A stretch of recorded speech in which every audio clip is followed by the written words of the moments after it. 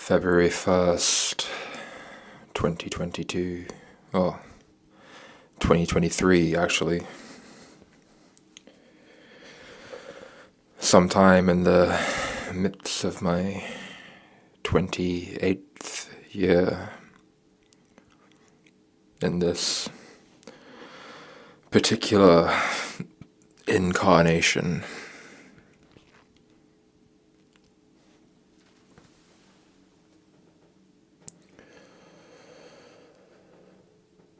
I think it's a Wednesday today.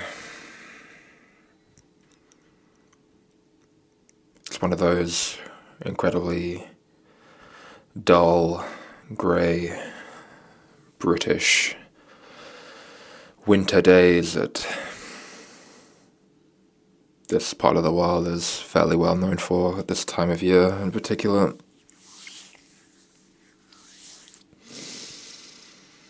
Really perfectly encapsulates the pure, soul-sucking banality of existence, as I see it anyhow.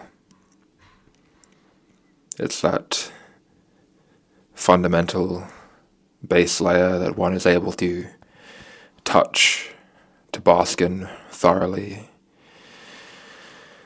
once one is free of distraction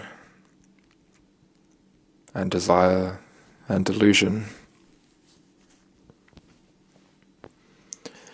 One finds the emptiness of things to be quite readily apparent, quite a bit more than merely forthcoming. It rushes towards one methodically. Seems a contradiction in terms, but it's the impression I get is of a vast, immovable force churning,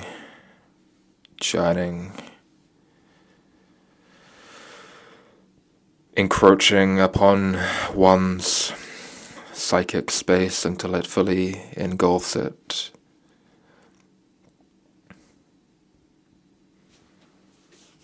Sounds, of course, like I'm just describing depression, but describing reality. But of course, one's subjective experience of the world is one's subjective experience of the world, and the world that one perceives being entirely subjective, right? A product of one's own dreaming is thereby entirely imbued with one's emotions, one's emotional state. One's emotional state imprints that which one sees. It bears such as its freight. I could look at a chair, and the chair is not just depressing, the chair is depression. It is every other chair that I've ever seen in my life that has, over a period of time, become inextricably associated with the memories, the feelings, the thoughts and sensations that surrounded every or many occasions of wherein the category of chairs was present. And from that point on, chairs, the category, becomes that which I am, that which I was. It's all me. Everything I see. You now listening to this are also me, but of course you are you for yourself, but in my perception of you, the way that I comprehend and understand you is through myself. You are merely an extension of myself.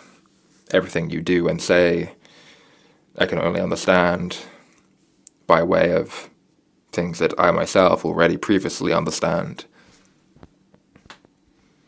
Everything thereby becomes a reflection of oneself, and oneself reflects the things that reflect one.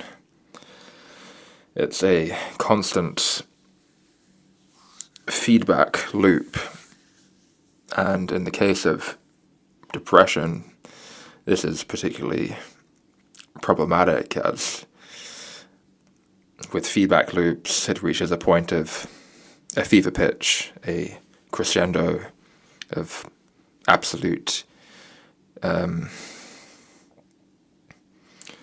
distortion, and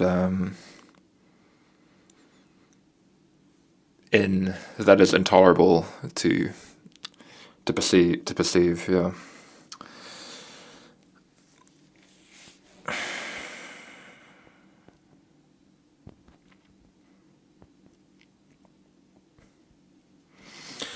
Right now I'm in a different location to where I usually am. Different part of the country.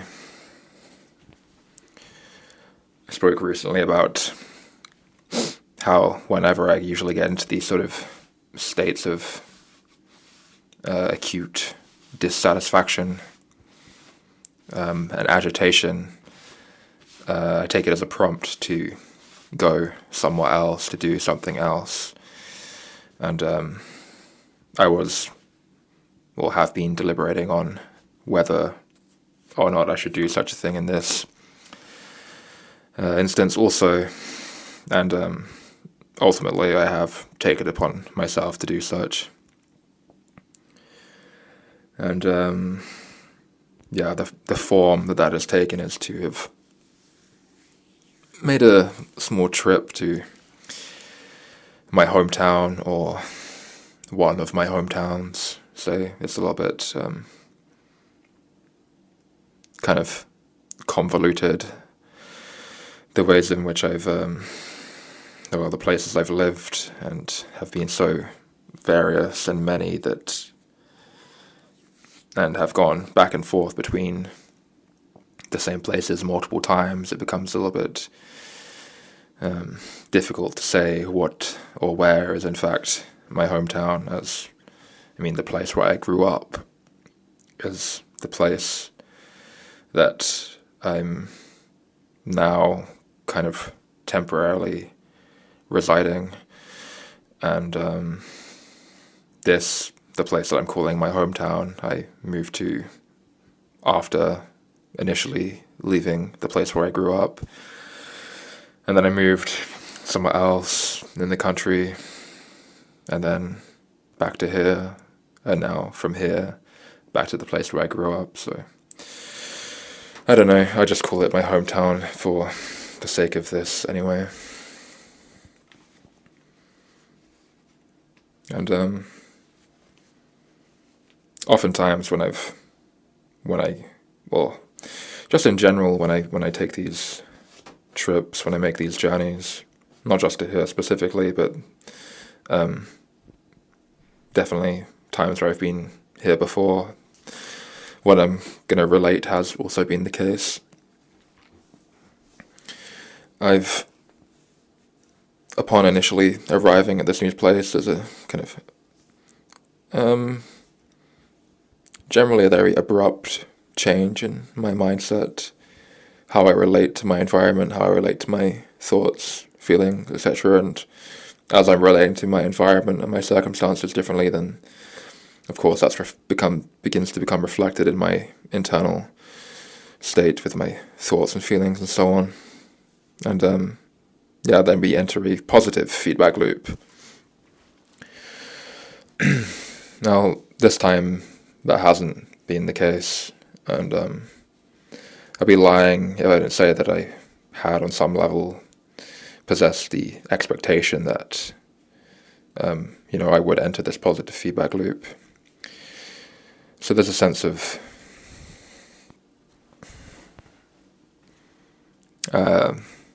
disappointment, I suppose. that the boredom, the agitation, the banality, and the feelings of, I guess, despair, really, that begin to become engendered by that as the boredom and the agitation really begins to sort of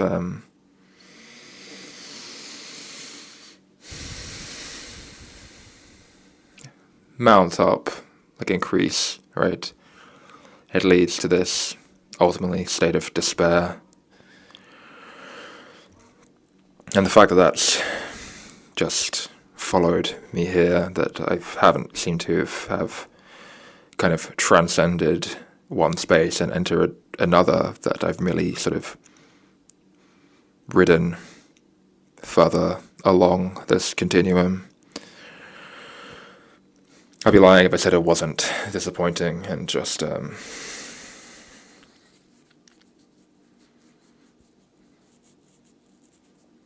yeah, I guess disappointing. But it's not a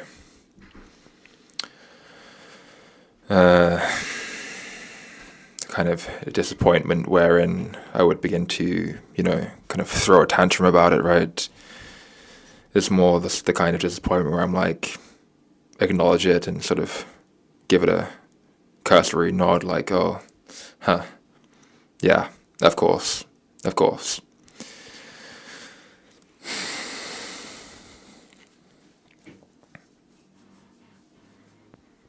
I'm sure it will snap out. Well, this state will break eventually. It always does, and if it doesn't, I guess it doesn't. I suppose ultimately, if one inhabits these feelings, this psychological space, this space that's of perceiving reality to be a certain way, if one resides in that space long enough, then ultimately, one either has to do, a couple of things, right? But there are a couple of options, and I'm sure you can, infer what I'm getting at here, but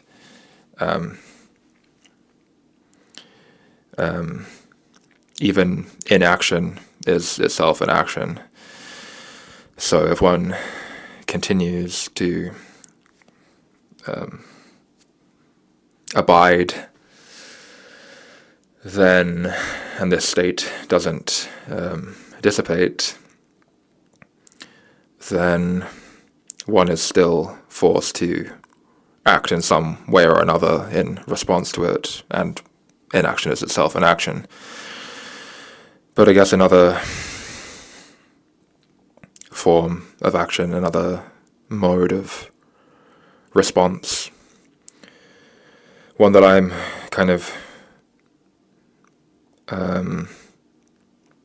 persistently try and engage with in more varying degrees of commitment, has been just acceptance, just letting things pass if they pass, and if they don't pass, they don't pass. Finding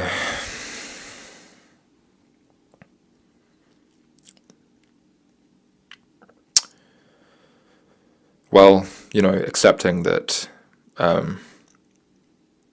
acceptance comes through acknowledging that there are things that could possibly be done to remediate this situation, and one, either doing them and realizing that they don't work, or they do work and great, but okay, they don't work, or also perhaps one doesn't wish to even attempt to see if they work. Okay, so you acknowledge that, and then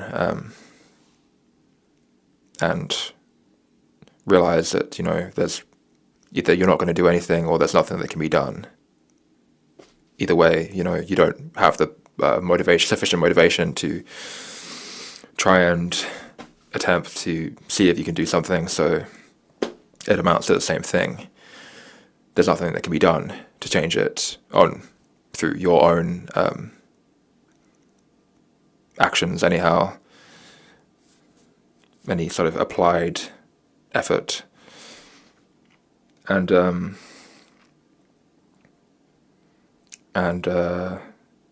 if there's nothing that seems to suggest that the state itself is going to resolve itself by itself, for itself, then there's also no hope there. And ultimately, in the absence of any kind of hope of escape from that situation, what can one do but accept it? There's really no point in fretting and excessively ruminating over that state of affairs. Because if there is no hope for escape, then, it's just wasted effort, wasted energy, wasted time.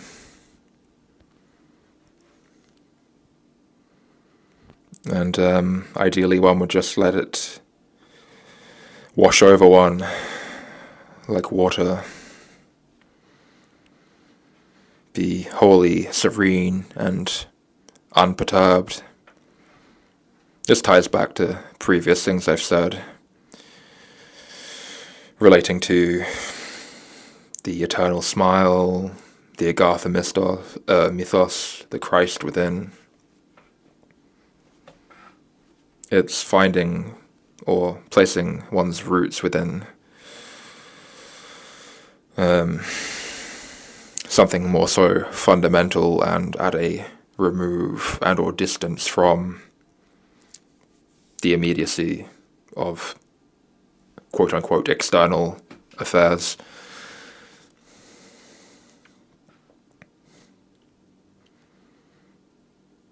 It's all very much easier said than done. It takes a lot of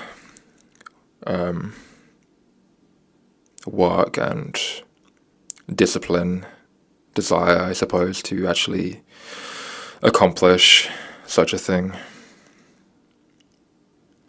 And I guess that also if one doesn't have sufficient motivation or desire to do so, then there's also no hope.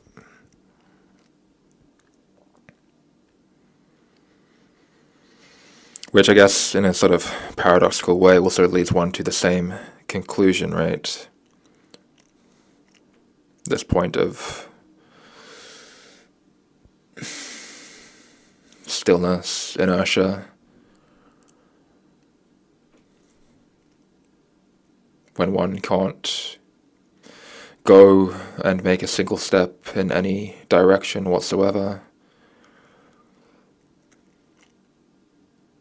When one enters into a double bind of sorts. No way forwards, no way back, no way up, no way down, no way out. That's the point wherein it's one theory anyhow, wherein people will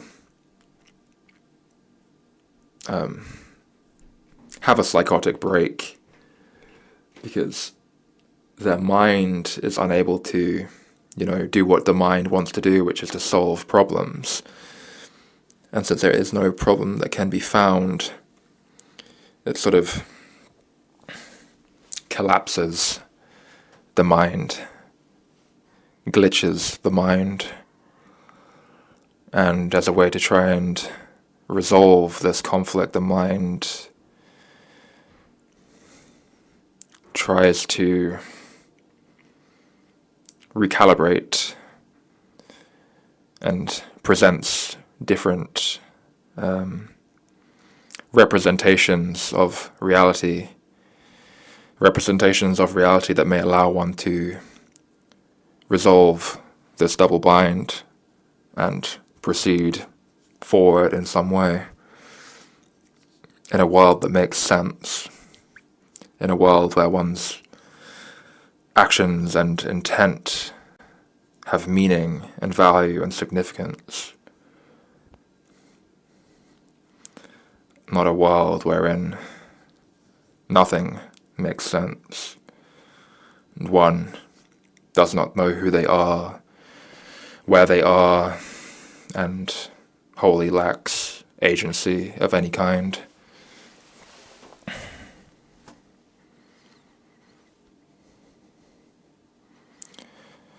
But it's also supposedly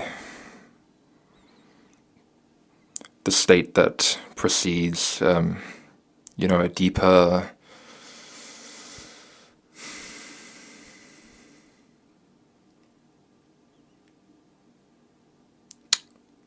realization of what this is. It's what's suggested in all the many spiritual traditions, more of the contemplative approaches, the more practical, hands-on, Gnostic-oriented approaches.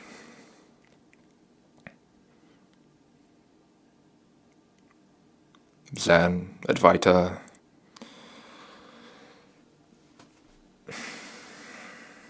perennial Gnosticism.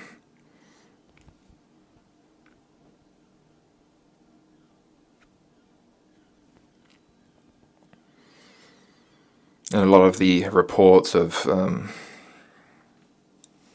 awakened people, right? Oftentimes a sort of similar double-bind state precedes such realizations.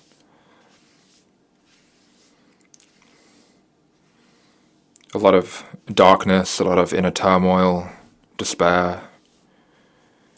People reach the point of oftentimes feeling like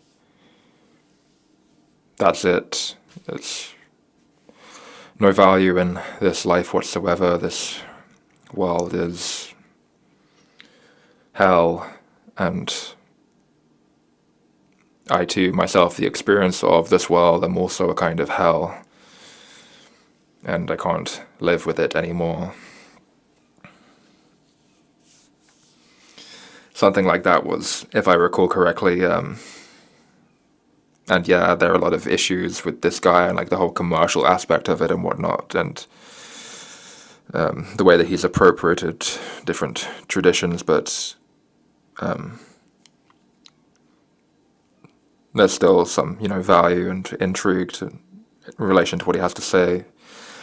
And I'm talking about Eckhart Tolle, and supposedly something like that was what preceded his initial realization. Was something like he was in a state of despair and inner turmoil and so on, had been for some time, suffering with depression and interpersonal problems, and it was supposedly in the his superhero origin story. He was lying in bed one night and he heard a train rattle past on the tracks in the distance, and it just filled him with this overwhelming sense of just doom and foreboding, and he said to himself something like, "Oh, that's it, I can't do this anymore, I can't live with myself another second longer." And then he realized that, there was this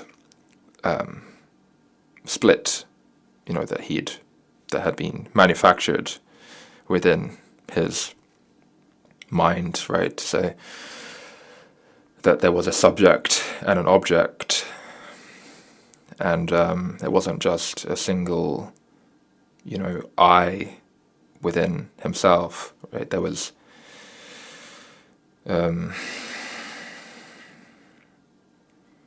the person that he believed himself to be, and then there was the person that was all the time witnessing this person. And I guess, in the way he would put it, at a remove from the turmoils of this person, this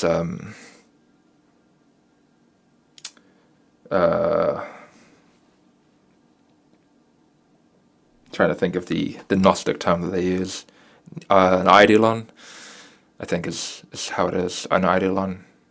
Yeah, the Greek eidolon.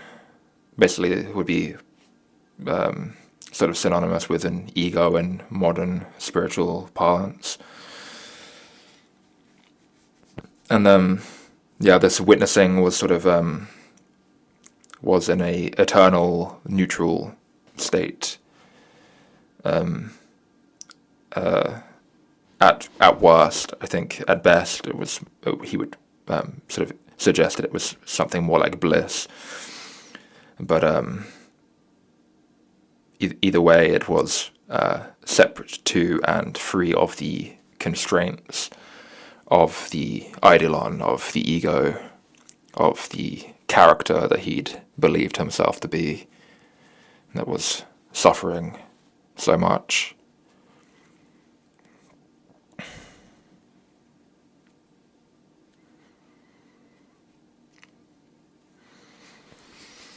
Yeah, it's kind of nice to think about these sort of fantasies, right?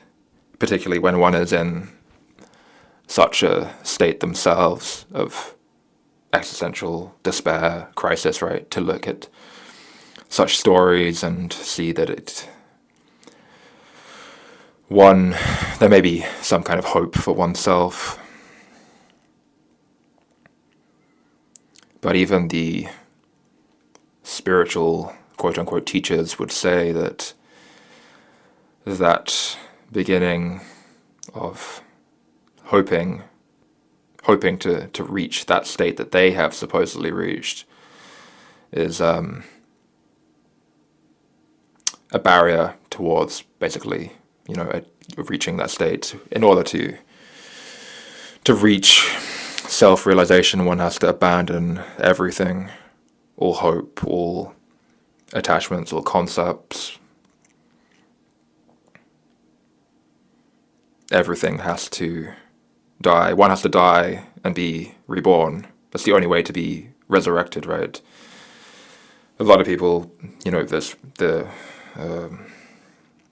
Timothy Freak and Peter Gandhi's thesis about what Gnostic Christianity, or just general Christianity, was initially about, was basically an initiation myth towards attaining gnosis, which was the realization of one's true state as consciousness, as Brahma, as the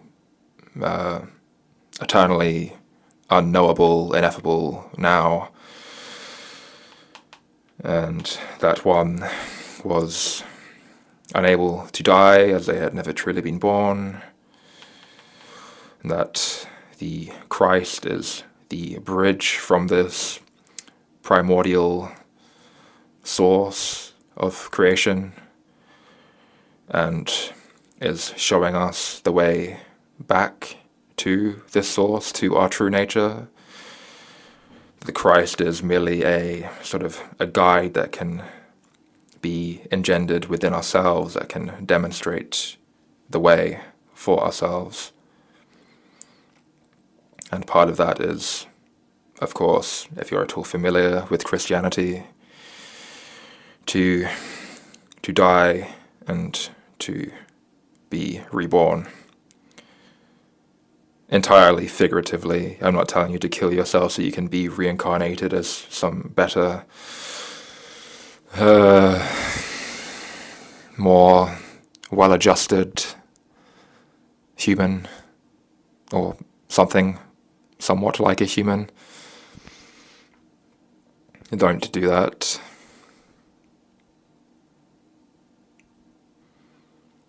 A lot of people, they like to think that they know that reincarnation is a fact, and that they're equipped to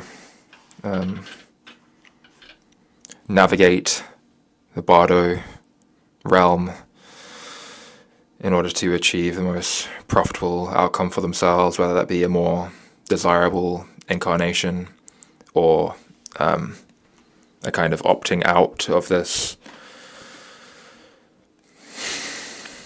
arena of activity altogether. But if you are such a person, I would think very, my, I guess, unsolicited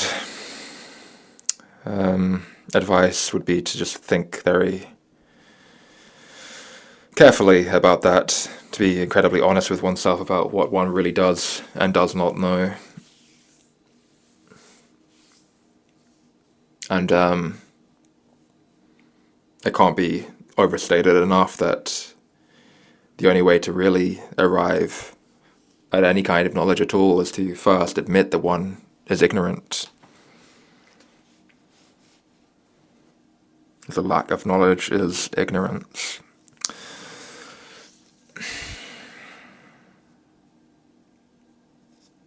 And when I think about it, and when I'm honest with myself, I am so unbelievably ignorant. I say it all the time, but I feel like an amnesiac, a somnambulist.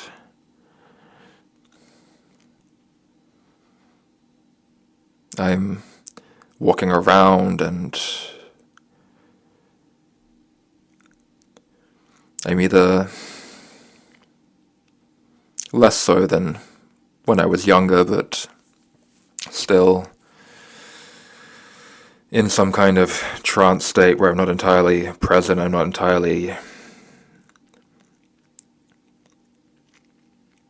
observant of the way that I'm behaving and how my behavior is impacting my environment, and how in turn the environment is responding to me, and how such is further conditioning my behavior, which further influences how the environment will respond to me, and so on and so forth.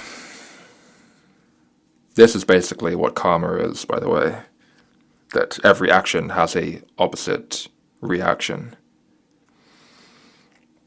What you put out, is what comes back to you. There's nothing spooky or woo-woo about it, really. It's very common sense. And empirically verifiable.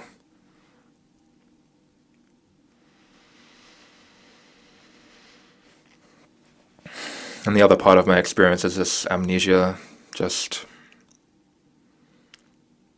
if I am able to extricate myself at least somewhat from this trance state and become more acutely present and aware, I don't know who I am or where I am, and there's still something just on the edge, on the peripheries of comprehension, a memory that's tantamount to that tip of the tongue sensation when there's a word there, but it just won't come, the flavor, the essence of it, but not you're unable to fully articulate it. And it's the same with some kind of knowledge or lack of knowledge about this particular place, about this particular moment, about this.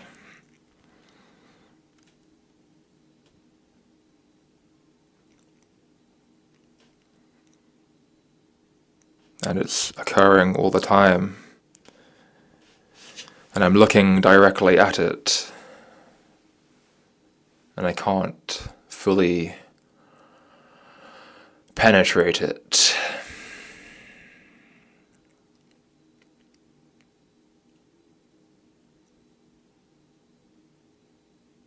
In a sense, I know that it's me,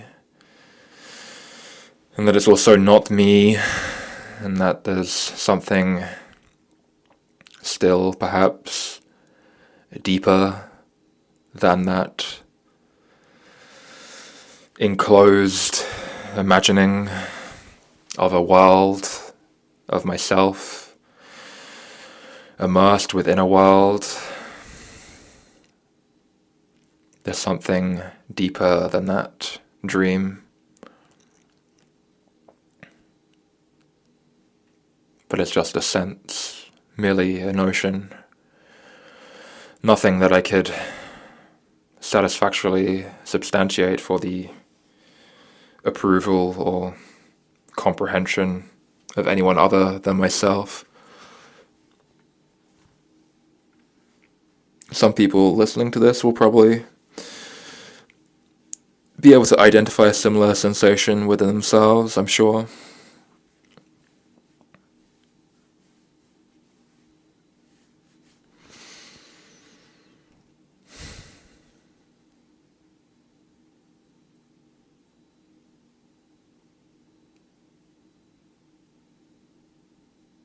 The truest thing I can really say, and again, if I'm honest with myself, if I'm going to say anything at all, is, well, to say nothing, just to be silent. Everything becomes, in some sense, untrue once it's pronounced, and moreover, it's just noise that casts a veil over the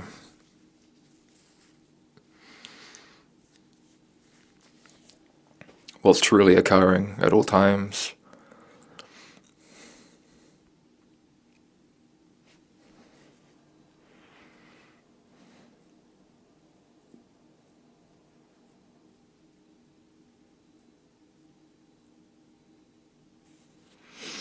Okay, I think that's enough for now. This is probably quite long, and yeah. I wish you well, and thanks for listening.